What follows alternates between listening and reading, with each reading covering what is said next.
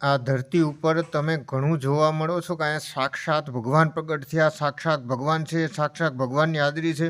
મને એ નથી સમજાતું કે સાક્ષાત ભગવાન આવ્યા તો એને કાર્ય શું કર્યું કે અબોલ જીવોની સેવા કરી, નોધારાનો આધાર બન્યા, એવું જ બધું કર્યું છે ને.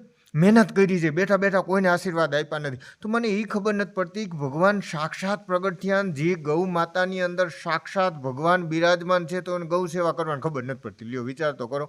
અને ભગવાન પ્રગટ થાય એટલે શું કરે ખબર છે?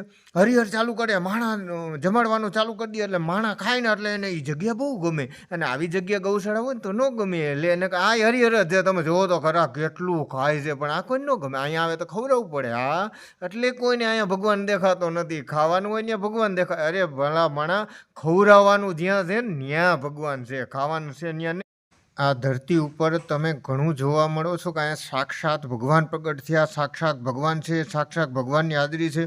મને એ નથી સમજાતું કે સાક્ષાત ભગવાન આવ્યા તો એને કાર્ય શું કર્યું કે અબોલ જીવોની સેવા કરી, નોધારાનો આધાર બન્યા, એવું જ બધું કર્યું છે ને. મહેનત કરી છે, બેઠા બેઠા કોઈને આશીર્વાદ આપ્યા નથી. તો મને એ ખબર નથી પડતી કે ભગવાન સાક્ષાત પ્રગટ થયા, જે ગૌ માતાની અંદર સાક્ષાત ભગવાન બિરાજમાન છે, તો એને ગૌ સેવા કરવાની ખબર નથી પડતી. લ્યો વિચાર તો કરો. અને ભગવાન પ્રગટ થાય એટલે શું કરે ખબર છે?